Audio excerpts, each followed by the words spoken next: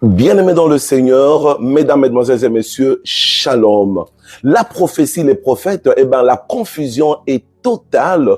Il y a un besoin urgent de recadrer les choses. Premièrement, retenez, la prophétie par excellence, c'est la Bible, la parole inspirée et révélée de l'Éternel. Mais cependant, deuxièmement, les prophéties sont réelles. Elles ont une base scripturaire. Dieu parlait, Dieu parle et Dieu parlera encore. Mais alors, selon 1 Thessaloniciens chapitre 5, ne rejetons pas les prophéties, examinons.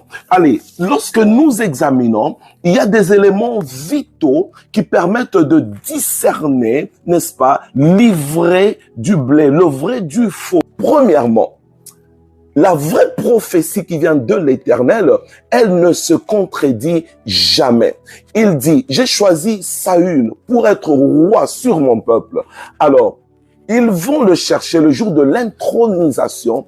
On ne le trouve pas. Certains auraient dit, ah mais voilà, on avait dit que c'était Saül, la prophétie ne venait pas de l'Éternel. Il dit non, certainement, il est là, il est caché derrière les bagages. La vraie prophétie, elle localise la personne ou bien la chose, même derrière les bagages. Dieu des esprits des prophètes. La vraie prophétie, elle peut localiser même dans la chambre à coucher du roi. J'ai fait allusion ici à ce roi qui était en bataille contre Israël. Tous ses plans étaient dévoilés d'avance. Il dit à ce sujet, mais qui me trahit? On lui dit, mais non, monsieur le roi, personne ne vous trahit. C'est le prophète qui est en Israël. Il s'agissait d'Élisée. Il dit au roi d'Israël, tout ce que vous, mon Seigneur le roi, dites même dans votre chambre à coucher. Laissez-moi avancer. La vraie prophétie sort. Elle parle avec précision et exactitude. L'Éternel dit à Samuel, va chez Isaïe, le Bethléemite. Le Bethléemite. Il ne dit pas Esaïe. Il dit Isaïe. Il ne dit pas Ézéchiel. Il dit Isaïe, le Bethléemite. Il ne dit pas Isaïe, je sais pas moi, de Juda, de Nephtali. Dieu parle avec exactitude et précision. Dieu ne joue pas à un certain jeu. C'est ça la troisième chose. Je sais pas moi, de tirage au sort. Dans un pays africain, on dit fico, fico, fio. Dieu ne tire pas au sort. Je sais pas ce que nous voyons ces jours. Il y a une personne dans la salle qui s'appellerait Matondi Mitondo. Est-ce qu'il y a quelqu'un ici? Est-ce qu'il y a quelqu'un dont la date de naissance commence le 22 ou bien quelqu'un, la maman s'appelait, le nom commence avec S. Mais allez, voyons, il y a des milliards de personnes qui commencent, dont le nom pourrait commencer avec S. Écoutez, Dieu ne parle pas, c'est la prochaine étape. Dieu ne parle pas par questionnement. L'Éternel Elohim parle par l'affirmative.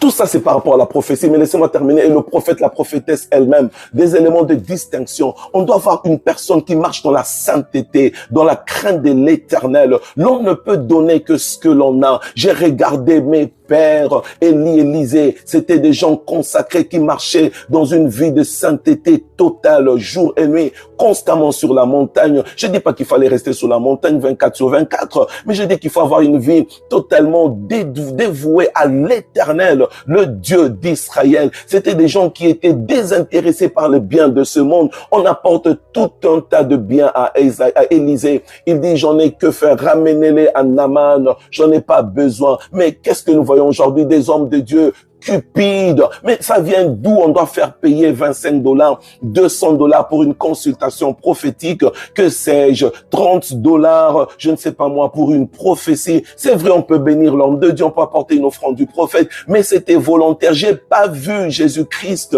charger les gens avant de donner une parole. J'ai vu Jésus dans Jean chapitre 4, il n'a pas chargé la femme samaritaine. Si la personne décidait de vous bénir elle-même, gloire au Seigneur. Mes amis, la mort est dans le pot, les coloquintes sauvages sont dans le pot, le feu étranger a été amené dans l'armée du Dieu vivant. Je prie que le Dieu d'Israël puisse encore ramener les fondements originaux à leur place, que Dieu élève encore des prophètes originels, authentiques, qui n'ont point fléchi les genoux devant Baal, des hommes et des femmes de la trempe, du calibre d'Élie, d'Élisée, du berger d'Israël.